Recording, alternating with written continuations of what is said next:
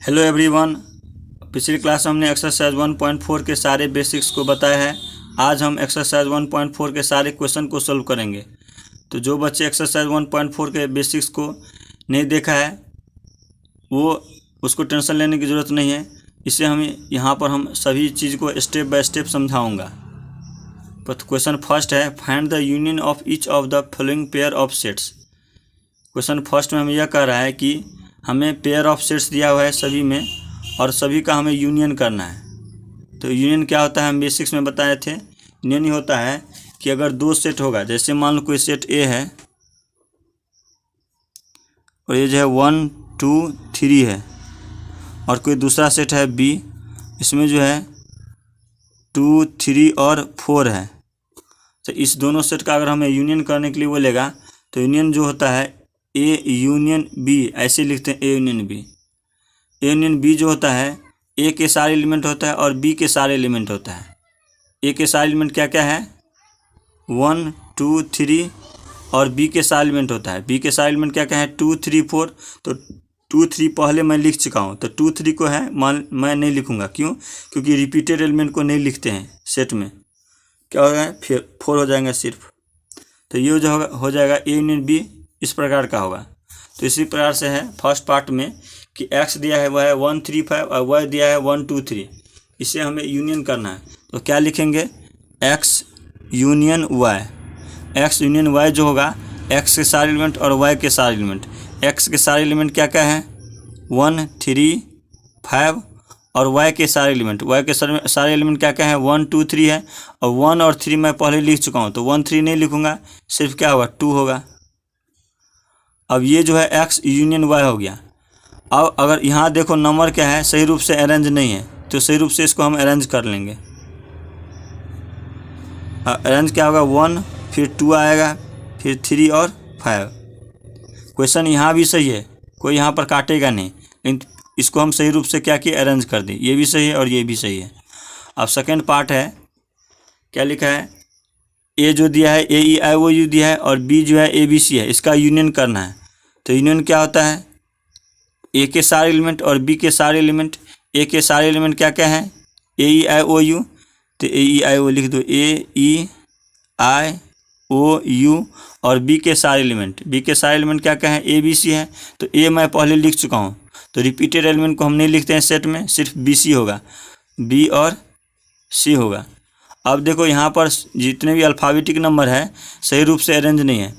ए के बाद ई है, फिर आ है, फिर ओ है, फिर यू है, इसके बाद बी सी है। तो इसको हम क्या करेंगे सही रूप से अरेंज कर लेंगे। ए यूनियन बी क्या लिख लेंगे ए बी सी ई आई ओ और यू। यहाँ पर जो है ये भी सही है, इसको ये भी गलत नहीं, ये भी सही है और ये भी सही। यहाँ भी हम रख सकते हैं और सी है, और ये भी सही है, दोनों सही दोनों सही है। अब थर्ड पार्ट देखते हैं क्या लिखा है x such that x is a natural number and multiple of 3। ये जितने भी अभी इससे पहले हमने सोल्व किया था ये सभी रोस्टर फॉर्म में था, ये जो है सेट बिल्डर फॉर्म में है। तो सबसे पहले इसको जो है हम रोस्टर फॉर्म में चेंज कर लेंगे। इसलिए चेंज करेंगे क्योंकि इससे हमें पता चल जाए कि इसमें नंबर कौन कौन सा है। तो क्या दिया है सेट ए में x सच दैट x एक नेचुरल नंबर, x क्या है नेचुरल नंबर है, और कंडीशन दिया है कि मल्टीपल ऑफ 3 यानी 3 का मल्टीपल होना चाहिए। तो नेचुरल नंबर जो है क्या कहाँ से शुरू होता है 1 से शुरू होता है, और 3 का मल्टीपल है। जब भी कहीं मल्टीपल आए तो इसका मतलब होता है टेबल होता है, यानी किसी भी नंबर का टेबल बोल रहा है। तो यहाँ पर किसका बोल रहा है 3 का मल्टीपल यानी 3 का टेबल। तो 3 का टेबल लिख दो 3 6 9 12 15 21 ये सब होगा। और बी सेट क्या है क्या लिखा है x such that x natural number and less than 6। Condition दिया है कि नेचुरल नंबर है और कंडीशन दिया है कि 6 से छोटा होना चाहिए। तो 6 से छोटा नेचुरल नंबर क्या क्या होगा 1 2 3 4 और 5। तो ये बी सेट हो गया। अब हमें इसे यूनियन करना है। तो यूनियन क्या होता है ए के सारे एलिमेंट और बी के सारे एलिमेंट, ए के सारे एलिमेंट और बी के सारे एलिमेंट। यानी अगर हम यूनियन करेंगे तो ऐसे लिख देंगे ए यूनियन बी। तो ए के सारे एलिमेंट लिख दो और बी के सारे एलिमेंट लिख दो। तो यहाँ देखो लिख दो, यहाँ पर पहले हम बी सेट लिख देते हैं। बी में जो जो एलिमेंट है वो लिख देते हैं 1 2 3 4 5। इससे हमें कोई फ़र्क नहीं पड़ता है कि ए सेट पहले लिखें कि बी सेट लिखें, कोई भी सेट हम पहले लिख सकते हैं। तो मैंने लिख दिया 1 2 3 4 5 और ए के सारे एलिमेंट लिख दूंगा। ए के सारे एलिमेंट देखो 3 6 9 12 15 है। अब 3 मैं पहले लिख चुका हूँ तो 3 मैं लिखूंगा नहीं, रिपीटेड एलिमेंट को नहीं लिखते हैं सेट में। कहाँ से लिखेंगे? 6 6 9 12 15 21। तो ये हो गया ए यूनियन बी। अब देखो यहाँ पर जितने भी यहाँ पर सेट ए और बी दिया है, सब ये जो दिया है सेट बिल्डर फॉर्म में दिया है, ये भी सेट बिल्डर फॉर्म में दिया है। तो टीचर भी एक्सपेक्ट करता है ये जो हमें आना चाहिए आंसर सेट बिल्डर फॉर्म में आना चाहिए। तो ये तो आया है रोस्टर फॉर्म में, तो इसको हम सेट बिल्डर फॉर्म में चेंज कर लेंगे। तो इसको पहले सबसे पहले हम क्या करते हैं कि इसको सेट बिल्डर फॉर्म में बदलने के लिए इसको सभी नंबर को एक व्यवस्थित ढंग से रख कर देते हैं, अरेंज कर देते हैं। अब क्या करेंगे? पहले 1 2 4 5। अब 3 को इसलिए लिखे हैं, हम बता रहे हैं आगे कि 3 क्यों नहीं लिखे हैं यहाँ पर। अब 3 यहाँ लिखेंगे, 3 6 9 12 15 और 21। अब यहाँ देखो ये नंबर जो दिख रहा है 1 2 4 5 ये एक जगह लिखेंगे। और ये देखो 3 6 9 12 15 21 जो है ये सब जितने भी नंबर है ये लग रहा है ना 3 का मल्टीपल। तो हमें सेट बिल्डर में लिखना है, लिखेंगे x such that x belongs to क्या है 1 2 4 5 लिख दूंगा नंबर 1 2 4 और 5। x जो है 1 2 4 5 है। और हम यूनियन को हम और भी लिखते हैं, यूनियन का दूसरा नाम वो और भी होता है। हम यूनियन करते हैं तो इसलिए हम इसको हम लिख देंगे 1 2 4 5 और यूनियन है किसका? मल्टीपल ऑफ 3, यानी ये 3 का मल्टीपल है। 3 6 9 12 15 21 क्या है? 3 का मल्टीपल है। तो लिख दूंगा मल्टीपल ऑफ 3, मल्टीपल ऑफ 3 लिख दूंगा। तो इस तरह से हमारा क्वेश्चन फर्स्ट का थर्ड पार्ट कंप्लीट हो गया। अब हम देखते हैं फोर्थ पार्ट है। यहाँ पर लिखा है कि x such that x is a natural number और एंड कंडीशन दिया है कि 1 से 6 तक होना चाहिए, यानी 1 शामिल है और 1 शामिल नहीं है इसमें क्योंकि इक्वल का साइन नहीं लगा है और 6 शामिल है। तो इसको हम क्या करेंगे? सबसे पहले रोस्टर फॉर्म में चेंज कर लेंगे। तो रोस्टर फॉर्म में लिखेंगे कैसे? इसको क्या लिखा है? x क्या है? नेचुरल नंबर और कंडीशन दिया है 1 और 6 के बीच में है। तो 1 शामिल नहीं होगा, क्यों? क्योंकि 1 पे इक्वल नहीं लगा है। तो कहाँ से होगा? 2 से सर होगा, 2 3 4 5 और 6 भी शामिल है तो 6 लिख दूंगा। अब बी सेट क्या लिखा है? x such that x is a natural number and x जो है 6 से 10 के बीच में है। तो 6 और 10 के बीच में लिख दें, इसमें ना 6 शामिल है ना ही 10 शामिल है। तो बी सेट लिख दूंगा क्या? नेचुरल नंबर है तो 7 हो जाएगा, 7 8 और 9, ना 6 शामिल है ना ही 10 शामिल है। अब इसको यूनियन करूँगा ए यूनियन बी। तो ए के सारे एलिमेंट और बी के सारे एलिमेंट। ए के सारे एलिमेंट क्या क्या है? तो ए के सारे एलिमेंट लिख दो 2 3 4 5 6 और इसमें फिर 7 8 और 9। तो ये हो गया ए यूनियन बी। अब फिफ्थ पार्ट है। फिफ्थ पार्ट में है कि सेट ए दिया है, सेट बी दिया है, इसका यूनियन करना है। तो कैसे करेंगे? A union B. अब ए का पार्ट ये दिया है 1 2 3 और ये दिया 5 का मतलब होता है इसके अंदर कोई भी एलिमेंट नहीं है, खाली है बिल्कुल। तो इसका यूनियन करेंगे तो इसमें तो कोई एलिमेंट है ही नहीं, सिर्फ ए का एलिमेंट हो जाएगा। तो लिख दो 1 2 और 3। तो इस तरह से हमारा क्वेश्चन फर्स्ट का कंप्लीट हो गया। क्वेश्चन फर्स्ट पूरा कंप्लीट हो गया। अब हम देखते हैं सेकेंड क्वेश्चन। कह रहा है कि ए सेट दिया हुआ है, बी सेट दिया हुआ है। तो बोल रहा है कि अगर ए सबसेट है बी का, क्या ए जो है बी का सबसेट है? पूछ रहा है कि और पूछ रहा है आगे कि what is A union B, यानी ए यूनियन बी क्या होगा। तो यहाँ हम सबसेट हमने पढ़ा था कि सबसेट जो होता है यानी जैसे मान लो ये जो है बी सेट है। तो बी सेट में क्या क्या है? ए बी और सी दिया हुआ है। तो इसका हम सबसेट करेंगे। तो सबसेट क्या होता है? इसके सभी छोटे छोटे पार्ट, खुद वो सेट और फाइ। तो इसके सभी छोटे छोटे पार्ट क्या क्या हो सकते हैं? ए हो सकते हैं, फिर ये छोटे पार्ट बी हो सकते हैं और ये छोटे पार्ट एक सी हो सकते हैं, ये हो सकते हैं। और क्या हो सकते हैं? ए बी हो सकते हैं, ए बी हो सकते हैं, फिर ए सी हो सकते हैं, ए सी हो सकते हैं और बी सी हो सकते हैं, बीच से छोटे छोटे पार्ट हो गया, और खुद वो सेट होता है। खुद वो सेट क्या क्या है, A B C, A B और सी, और एक 5 होगा। तो ये होता है कि किसी भी सेट का सबसेट हम आ गया, और बोल रहा है कि आगे कि ए है सबसेट बी का, तो ए क्या है, ए बी है। ये हमारे पास क्या आया है, क्या है, ए बी है।